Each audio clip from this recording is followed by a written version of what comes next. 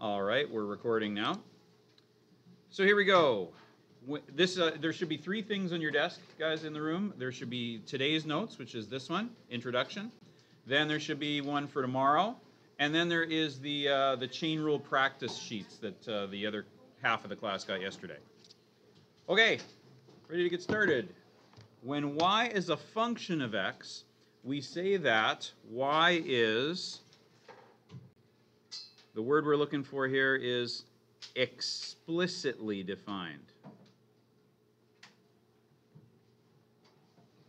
But for many relations, notice relations not functions, y is related to x but is not a function of x. For example, the circle, which you can probably imagine would fail the vertical line test, so it's not a function. The circle x squared plus y squared equals 225 is a relation but not a function. Y cannot be explicitly written as a function with y isolated.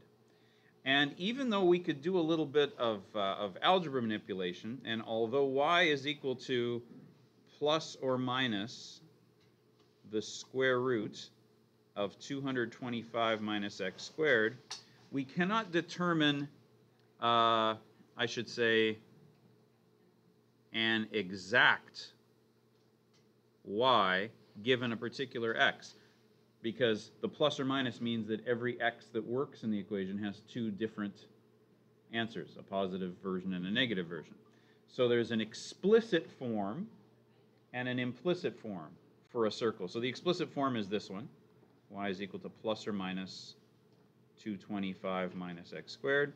And then there's the implicit form where y is not isolated. For example, to find the slope of the tangent to the relation at 912, we were going to need sort of a new approach. Method number 1 is we use the explicit form. We isolate y and we throw away the part of the relation that we don't need. So basically, let me show you what that kind of looks like on Desmos. There we go. There, Desmos. Okay, so first, I guess I'll have to zoom out to see that circle. Hold on. There it is. So here's the circle right here. Okay, let me just pause for O Canada here. All right, we're live again. Okay, whoops. There we go. Like I was saying, this is the implicitly defined equation for this relation that we call a circle. And here's the explicit version. Now, I don't have a plus minus button on Desmos. And if this was a graphing calculator, I would have to use this method. There's no way to enter an equation like this on most of your TI graphing calculators. You have to enter it as y equals. In other words, you have to explicitly define y. So here's the same circle in a positive part and a negative part. Now, if I'm dealing with this point 912, I actually know that all I really need is the positive side, because that's where that point actually is. So back in the algebra here, we can throw away the part of the relation. So basically, we don't need the negative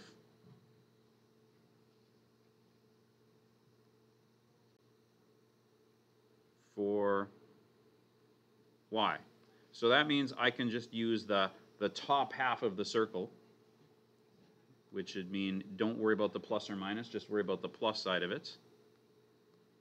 And then this is back to our old usual kind of question. I have a curve from here to here that goes up this way, right? It's just this top half of the curve.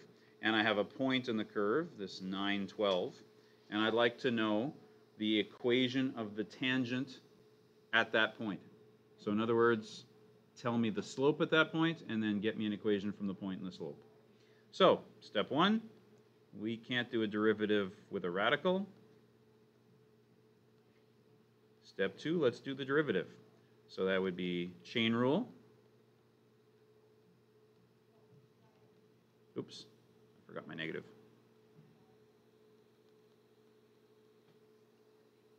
Right? Those 2's cancel. That makes life a little easier. And and I forgot my exponent. There it is, -1/2. So let's go back to a radical so we can work with it. This negative is going to stay there. The x will stay on top. And the denominator will be this, you kind of can't tell that I drew that as negative 1/2. That's better. The square root of 225 minus x squared. So there we go. There's an equation for the slope everywhere along this curve from here around to here. I want to know what the slope is specifically when x is 9. So let's find that out. Y primed when x is 9 would be negative 9 over the square root of 225 minus 9 squared, which is negative 9 over the square root of 225 minus 81, which is negative 9 over the square root of 144, which is negative 9/12, which I would simplify down to negative 3/4. And then from there, let's make a point slope form of a line. So again, I know that the point is 9/12. So y minus 12 equals slope times x minus 9. And they don't usually leave equations in point slope form. They usually go to standard form. So I'll times that by 4, times that by 4, and then times the other side of the equation by 4. And then, so that'll be 3x plus 4y. 3 times 9 is 27, but when I move to the other side it becomes negative. 48 and 27 is 75. And there it is. Give you a sec to catch up to me there. And there it is. There's the slope, there's the equation of the tangent line to that circle at the point 9/12. And we'll go back to Desmos and just kind of double check our answer. It should be, when I enter that equation, it should be a nice tangent that exactly touches that point. So I'll give you a sec to catch up to my writing, and then we'll jump over to Desmos. Okay, everybody good? Everybody caught up to me? Okay, so let's go to Desmos. So, okay, so I already have the point labeled, and I have just a general kind of equation, sort of generic here. Let's put in the coefficients. So 3x's, 4y's, and what was our constant? Negative, what was it again? Thank you, negative 75. And there it is. Looks pretty good to me, right? Tangent at that point. And of course I could put the whole circle back if you want, but that's the only place that it would work. Okay? All right, let's do another one. Another of my favorite shapes in the whole world, the ellipse. Anybody decided that they want to pursue physics and take some astronomy after high school? You'll do loads of calculations with ellipses because that's kind of the default shape that orbits take in space. All right, so once again, I'm going to try to change this around so that it explicitly defines y. So y is going to equal plus or minus the square root of 1 minus x squared over 4, right? I just moved this to the other side and then square rooted to get y isolated. So that's what explicit means. It means isolate the y, okay? But I know that this point, as you can see, which is the point, what is this point? 1 comma root 3 over 2. Oh, that'll be a lovely number to work with. I know that that point's on the top half. So when it's plus or minus, obviously the plus represents the top half. So I don't need the negative side of the explicit curve. So I can just say, fine, y equals the positive of this. And if I'm about to do algebra, if I'm about to do calculus on it, I might as well switch that to a radical, or from a radical to a exponential form, sorry, and chain rule that. So y primed is the exponent, leave the thing inside alone, and then minus 1 from the exponent, and then times by the derivative of the inside. Now careful with the derivative of the inside here. The derivative of 1 is, of course, 0. Think of negative x squared over 4 as negative 1/4 times x squared, right? So that's actually going to be negative a quarter, the coefficient that's already on there, times the 2 times 2x. There we go. Right? Agreed?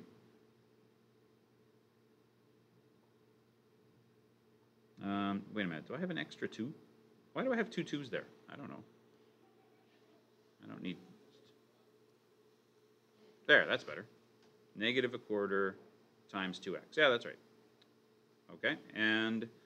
All right, what can we do with this mess? Well, once again, this 2 could cancel that 2. This entire thing is going to end up in my denominator along with this 4. And all that's left in the numerator is a negative 1 times an x. So I might as well just say negative x is my numerator. And my denominator is the square root of 1 minus x squared over 4. And oh yeah, this 4 is a denominator as well. So let's just maybe tack it right there. So there we go. That is the equation of the slope everywhere from here all the way around to here. I would like to know what that slope is exactly at this point. So basically plug in an x of 1, right? So y primed when x is 1, so I'll just say when x equals 1, the slope at that point is going to be the negative 1 over 4 times the square root of 1 minus 1 squared is still 1, so a quarter. So that's going to be negative 1 over 4 root 3/4. Well, I don't know what the square root of 3 is without getting a big ugly decimal, but I know the square root of 4 is 2. So that's 4 times root 3 over 2. And that 2 can cancel into that 4, leaving me a 2. So I have negative 1 over 2 root 3. Okay. I might want to rationalize that, so because I have to keep working with this number, so I'm going to actually rationalize that denominator. So I actually get negative root 3 over 6. So there, that's the slope at that point. Makes sense, it's a negative slope, right? It's definitely going down. So there we go. All right, now we need to get to an equation, right? So once again, I have this as my slope, and I have the point 1 comma root 3 over 2. So this is going to get a little hairy because we got radicals in it, but it's still, one of the great things about math is the rules don't change because the numbers got ugly. It's still the point slope form of the equation, so y minus root 3 over 2 equals this slope, m, times x minus 1. All right. Question? Oh, the equation. Oh, yeah, okay. Oh, good point. I didn't notice that. The equation of the normal line. So what's the normal line? This is my tangent. So my normal line is actually the line that would go through this thing at a right angle, like that. That's the normal line. Thank you for noticing. I didn't bother reading. Okay, so hang on. That means, oh, that means, you know what? There's a couple things I want to change about what I'm doing then. Sorry. Hope you're working in pencil. You know what? Since I want the normal line is perpendicular to the tangent. How do you find a perpendicular slope again? Do you remember from grade 10? It's popped up a couple times in this course. That's right. It's the negative reciprocal. So you know what? That means that I kind of don't want this to not be like this anymore. I'm going to change this. Do. So I'm going to change this to, if this is my slope, my perpendicular slope is 2 root 3. Get it? The negative reciprocal of that. So there's actually no point in rationalizing that denominator because that denominator isn't the denominator anymore when I reciprocal it. Haha. Okay, so it's still the same point though, right? So that's my slope, and I'm still going through this point. So thanks for noticing I had that goofed up. Y minus root 3 over 2 equals m times x minus 1. And again, the rules don't change because the numbers get ugly. I'm still doing things the same way I always do with these equations. I don't want fractions. So I'm going to multiply everything here by 2.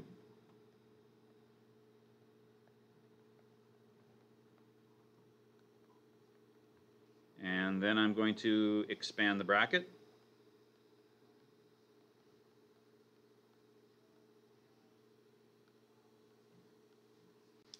And then I'm going to move everything to the right-hand side because I like my a value to be positive when I'm doing a standard form equation. Oh, I don't know. I times by 2, didn't I? Thank you. I don't know, because I was thinking about this 4 here, so I wrote down a 4 over there. Because I didn't want this 4 to feel left out. Sorry, that was a mistake. All right, now we're good. All right, everything's got to move to the right. So 4 root 3x minus 2y. I'm adding root 3 to both sides of the equation, which is a like term with that, so that's now minus 3 root 3 equals 0. And there we go. That's my equation. So I got, that's the normal. And let's see if we can make that happen on Desmos. Let's take a look at it. So, okay, let me close off these guys. Get rid of the labeling. And okay, so first of all, let's make sure we did the explicit part right. This was my original ellipse. It's kind of small there. Let me zoom in on it. Maybe zoom in a bit more. There we go. There we go. So there's my ellipse. There's what I think it is when I solve it for y. And look at that. That does the first top half of it. That's good. And that's the only part I need, right? The negative part's the bottom, but I don't really need that part because I am dealing with a point that's on the top part. And okay, so what did I get for an equation? I got 4 root 3x. So let's type in, so let's put, first of all, just put any old line down, and then let's change it to 4 root 3. So 4 square root 3x. And what was the coefficient on y again? The coefficient on y was 2. So was it plus or minus? It was minus. So I got to change that to minus 2y. So let's just move that over and go minus 2y. And then I had, for a final constant, minus 3 root 3. So let's just go over, change that to minus 3 square root 3. And look at that. It'd probably be easier to tell that this is right if I actually did also figure out what the tangent line was and just draw it there.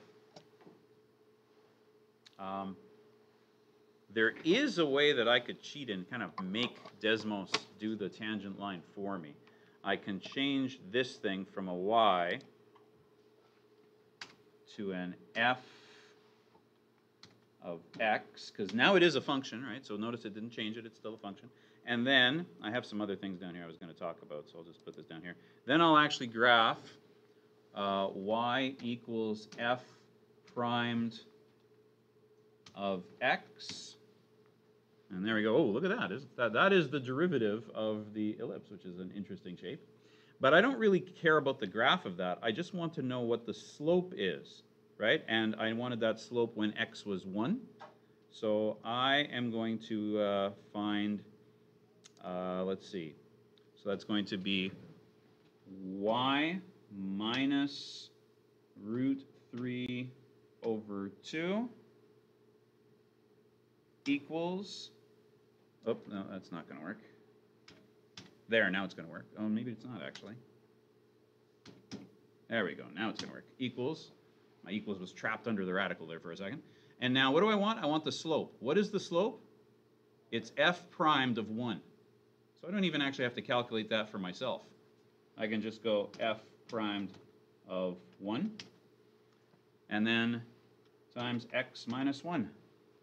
Oh, I'm too high. What happened? I must have something wrong here. Sorry, what? Say that again?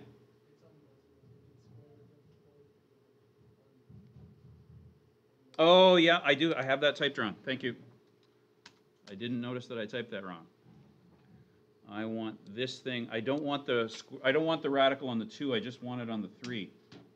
There, that's better. Good eye. So there it is. Dun, dun, dun. Definitely that looks like a normal line now. It looks to me like that is a very nice right angle. Okay, cool. So that's where we're at so far. That's good enough for today. One thing I did want to do maybe before we leave is just to show you that, let me go back to the first example here. Let me close this one off. The first example was a circle, right? And circles are fun. Here is their general form. Notice their general form. Oh, I guess I still have that line on here. There we go, get rid of that. Notice the general form of a circle.